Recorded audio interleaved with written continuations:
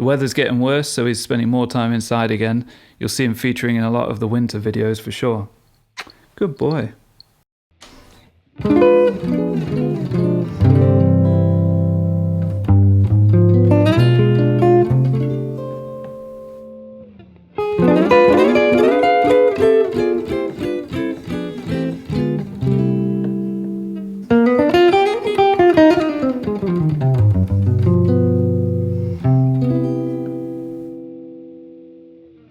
Okay guys, let's do it. Let's tackle the diminished. All joking aside, the diminished can seem like quite a complicated thing, but I'm going to simplify it for you here and make it easy to understand, with the aim that by the end of this 20-minute lesson, you'll be able to use it confidently in at least one way. So let's get straight into it. We're going to be in the key of C, and we're going to be outlining a 5-1 progression. So that would be a G7, followed by a C major 7. 5-1. Now take that G7, add the little finger on the top string at the 4th fret. Now you have what you could think of as a G7 flat 9. You've got the root, the flat 7, the 3, the 5, and the flat 9 on top. Resolves beautifully back to that C major 7. Kind of sweetens the resolution a little bit. That top note has a real strong pull on it now. You could move it up as well. You could play...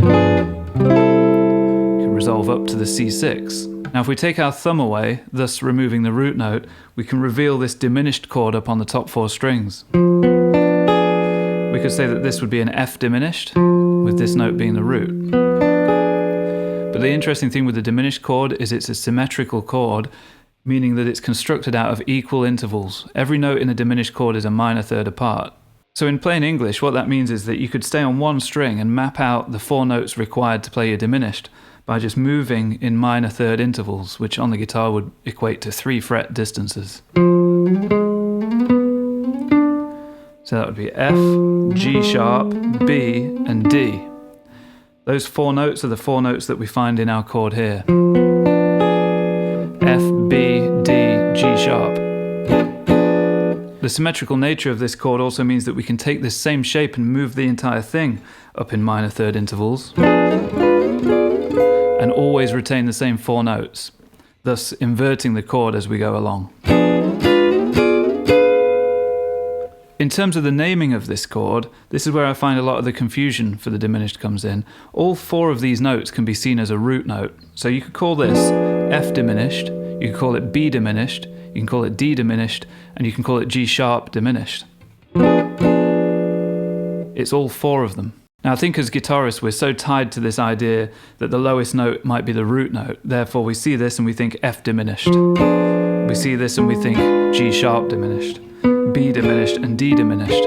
And that's fine, you can name it that way, but it's also important to know in the back of your mind that it has 3 other names each time as well. So now if we're playing over the 5 chord in the key of C, we're thinking G7, we can play this diminished on the top 4 strings, and therefore any of these other inversions of that chord will also be functioning as G7. This is where context comes into everything. It's no good only thinking of this as F diminished if the context dictates that it's functioning as 5, G7. We have to name it in relation to the G7 in some way. This is why we have the name G7 flat 9. And you can see the root note as being optional. Take it or leave it. Either way, we want to be thinking of all of those now as being G7 flat 9 voicings. Listen to how well they resolve to the C major 7 again.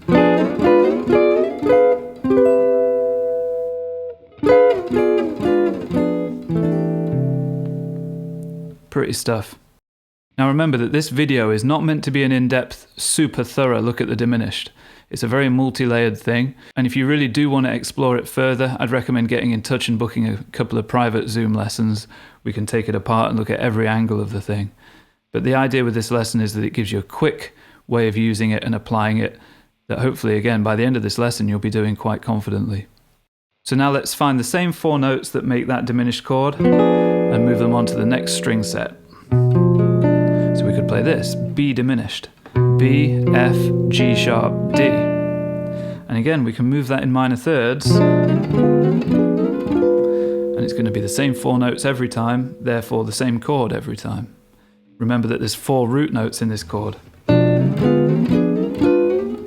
If I went up one more time, we'd just be back where we started, one octave above. Now, one of the exercises that I've included in the lesson materials for this, which by the way you can get hold of at the links in the description, I have a Patreon and I have a Gumroad link for a one-off purchase. We're going to take this B diminished. Again, in the back of your mind, be thinking G7 flat 9, the 5 chord in the key of C. It's all about context. Now we're going to resolve it to 1, so the nearest C major 7 we can find would be here. So that's a 5-1. That's G7 to C. It's no different to this. Just a little fancier maybe. Now the next inversion along, D diminished, again be thinking G7 flat 9. I've got this one resolving down to this C major 6 voicing.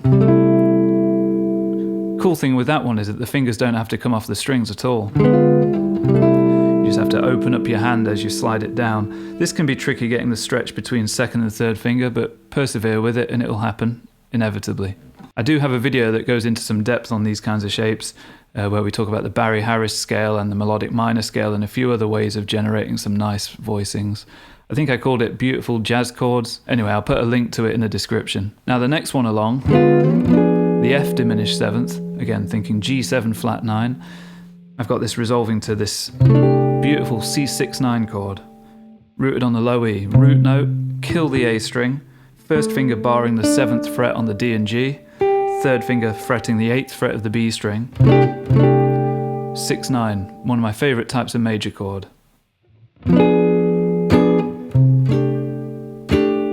Now the next one along, G sharp diminished, again we're thinking G7 flat 9. I've got this resolving down to this C6 voicing. One of those tricky ones where the thumb hooks over to play the root. Second finger I've got barring the 10th fret of the A and D strings, just the tip of the finger barring those. First finger at 9 on the G, there's your major third. Third finger adding the 6 on the B string at the 10th fret. If you find that really difficult, feel free to get 2 fingers involved on the A and D strings and bring the little finger in for the top note. I'll let you off if you do that. So remember that entire run of chords we're thinking 5-1, 5-1, 5-1, 5-1, all in the key of C.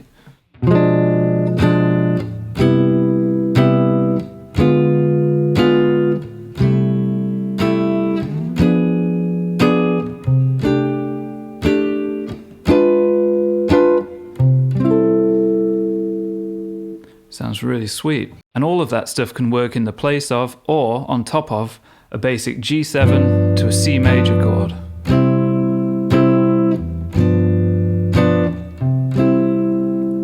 So even if your rhythm player is playing this, G7 to C, just in open position, you can feel free to mess about with all of this diminished kind of stuff on the top.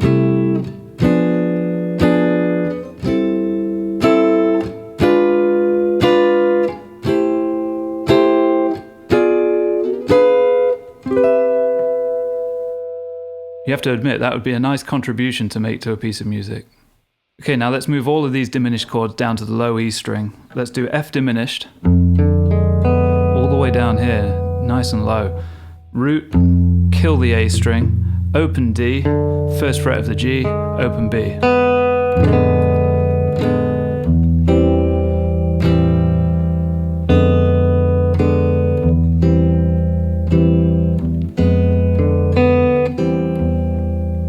The C major voicing I'm using there is one of these really dark, brooding voicings where you've got the C major chord, but instead of playing the root note on the A string, I'm skipping that string and putting the major third in the bass on the open E. The band used to use those kinds of inversions a lot. Check out a song called The Night They Drove Old Dixie Down. A few weeks ago I put up a video on my channel of a playthrough on that piece to mark the sad passing of Robbie Robertson. They used to use a lot of these open position chords with interesting inversions, so like a C with the E in the bass, or an A with the E in the bass, or an F with the A in the bass. Really interesting ways to reinvent and refresh your open position chord playing.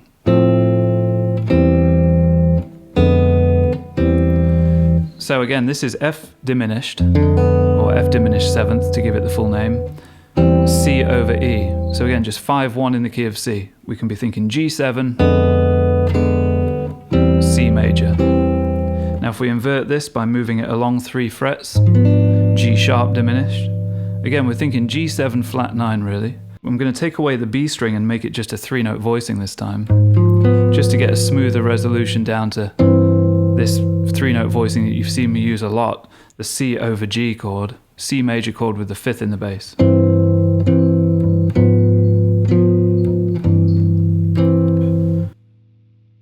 Here he is, we've been blessed with his presence again finally. The weather's getting worse, so he's spending more time inside again. You'll see him featuring in a lot of the winter videos for sure. Good boy. How you doing, bud? If you've not seen my deep dive video into these kinds of voicings, do check that out. I'll link it in the description. 3-note voicings built from triads. It's a really powerful thing to be aware of.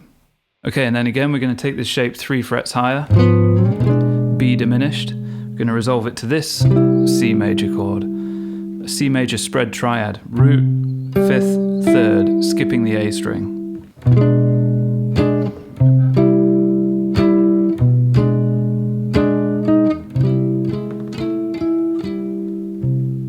Then finally we move up another 3 frets to the D diminished 7th.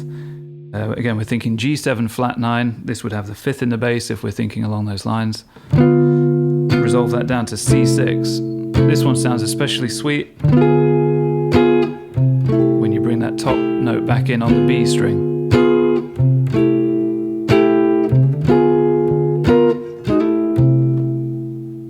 So that was all 5-1 in the key of C. Now let's chuck a 2 before it, making it the good old 2-5-1 that we see in so many jazz songs.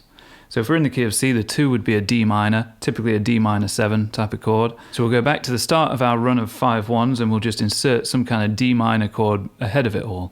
So let's play a D minor 7 this way, take your 3-note voicing off the A string, add the 6th fret of the B string to it, which is just an octave above the minor 3rd. Then we'll go to our B diminished 7th, which we're really thinking of as G7 flat 9, and then resolve to a C major chord. Let's do C major 7, followed by C major 6.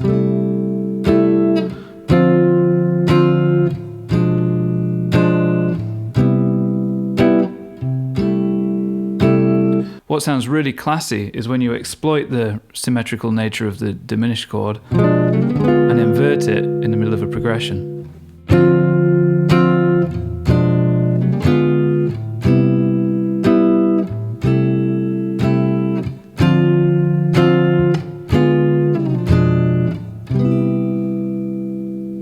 Now if we move it along to the F diminished 7th position, we're looking for a D minor 7 around here somewhere to put before it. Let's try the obvious choice. And resolve to a C6 perhaps.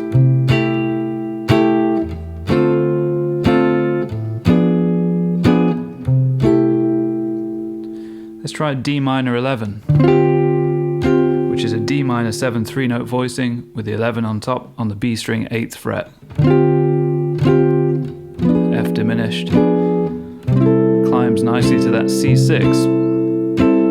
It's all about paying attention to things like the voice leading.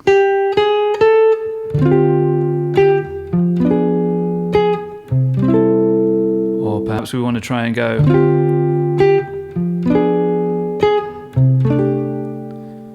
so many options. For the next one along, the G sharp diminished, we could just chuck this fairly standard D minor 7 voicing ahead of it. C6 to resolve. And how about we invert that diminished again along the way? C major 7 to C major 6.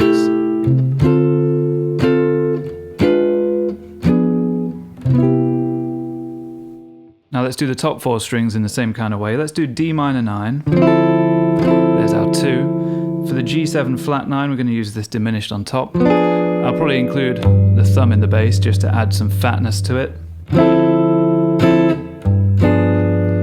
Resolve to a C6 9. If you're playing with a bass player or anyone else is providing some context to the chord progression, you'll find you probably won't need to add these low root notes all the time. It can sound perfectly fine just using the top 4 strings of a chord and keeping the root ambiguous.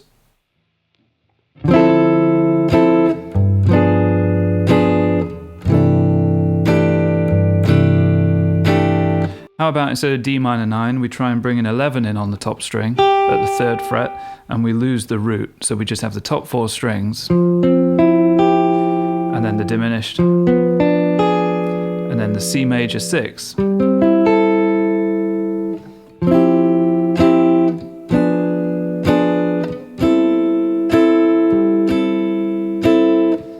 Or C major 6-9. Again, just using the top 4 strings on all of these chords there. Now the next one along, let's try this D minor 7 voicing on the top 4 strings. Looks like an open A minor 7 chord. It's been dragged out of the ocean and put on land here at the 6th and 7th frets.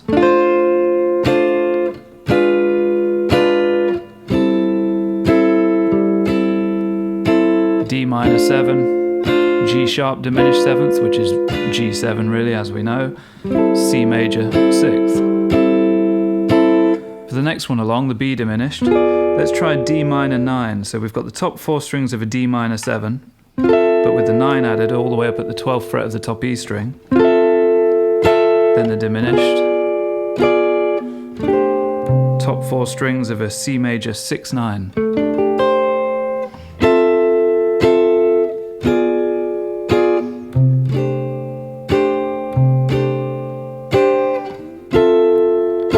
C major 7 on the end.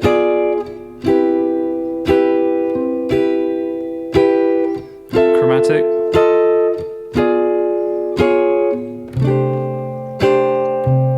Or with an inversion on the diminished.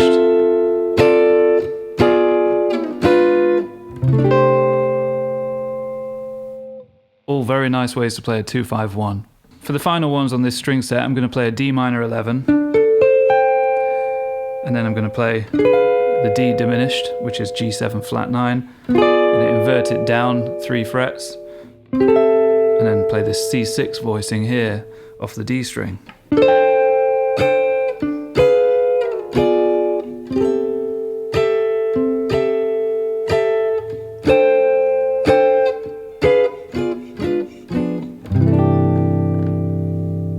Again, remember that I've typed all of this stuff up very thoroughly with finger numbers, notation, chord grids and tab. You just go to the links in the description to get hold of the stuff. So now if we're going to do the same thing down on the final string set and try and sneak a 2 in before each of these 5s, we have to be a little more creative in this open position. So think about the notes that go into constructing a D minor 7 chord. You've got a D, an F, an A and a C. Notice how the FAC would also spell out an F major chord. So we can use an F major chord voicing as a kind of substitute for a D minor 7. So I'm going to be playing the F chord, the F diminished, the C major with the E in the bass.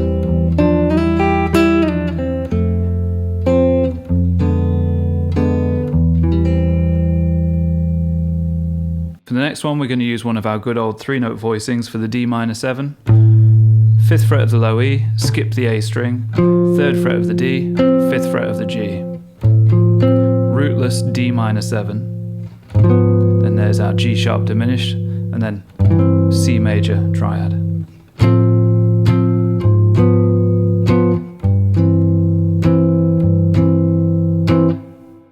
Let's try something a little more creative on the next one. Let's do D minor, and then put the flat 7 in the bass. So that's the C in the bass, D minor 7, B diminished, invert it up to the D diminished, resolve to the C major spread triad in root position.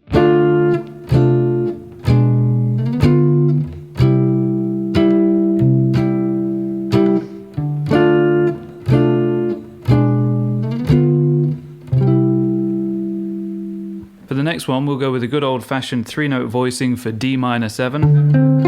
Then we only need to drop the D string a semitone to get our D diminished or G7, C major 6 to resolve. Hey buddy, not liking the rain?